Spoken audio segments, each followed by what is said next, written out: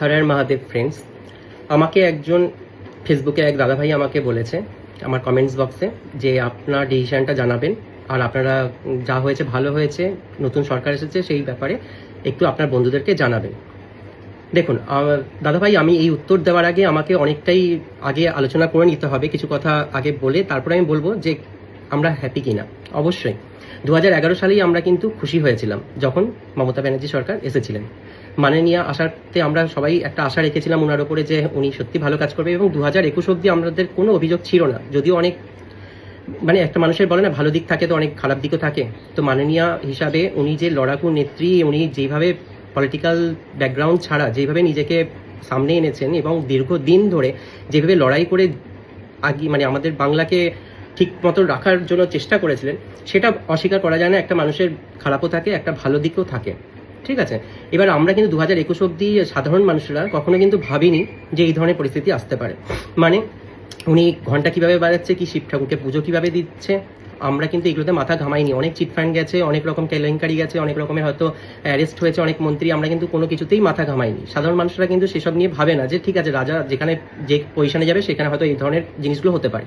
But 2024 থেকে 2025, 26 এই 2 বছরের মধ্যে এত কিছু ঘটে গেছে, যে জন্য হয়তো মানুষ হয়তো একটা ডিসিশন নিতে বাধ্য হয়েছে যে এবার দরকার পরিবর্তন। তার কারণ হচ্ছে এক তো অভয়াকাণ্ড সবার ভেতরে সারা জাগিয়েছিল, আর দ্বিতীয়ত হচ্ছে যেটা স্কুল টিচার তাদেরকে এইভাবে মানে বহিষ্কার করা হয়েছিল, তাদেরকে রাস্তায় ফেলে মারা হয়েছিল, দেখেছিলাম যে এইগুলো যেগুলো ঘটছিল একের পরে।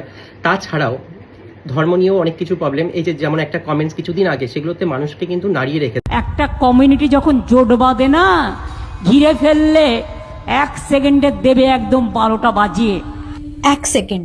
এছাড়াও এখন যেটা বর্তমানে যেটা আবার করেছিল যুবসাথী যোজনা, একই সার্কেলে একই ফ্রেন্ডরা ধরো দুজন পেয়েছে দুজন পায়নি, তখন তাদের মনে কিভাবে প্রভাব পড়েছে যে সে টাকা পেলো আমি পেলাম না। তো এখানেও একটা কোথাও না কোথাও মনে হলো যে ভুল হয়েছিল এই ডিসিশনটা হট করে নেওয়া।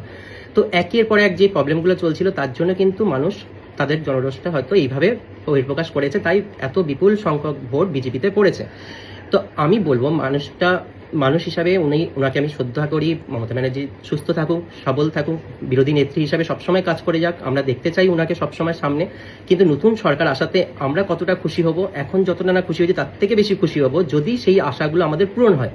আমাদের কি চাওয়া, আমাদের সাধারণ মানুষের তো কিছু চাওয়া নেই, শুধু সাধারণ মানুষ চায় যে কর্মসংস্থান। ঠিক আছে, একটা বেকার বাড়িতে একটা বেকার যুবক যখন বাড়িতে থাকে, শিক্ষাগত যোগ্যতা থাকা সত্ত্বেও চাকরি পায় না, বাড়িতে অভাব থাকে, তাদের জ্বালাটা যে কত জ্বালা সেটা একমাত্র সেই পরিবারের সেই সদস্যরাই বুঝতে পারে।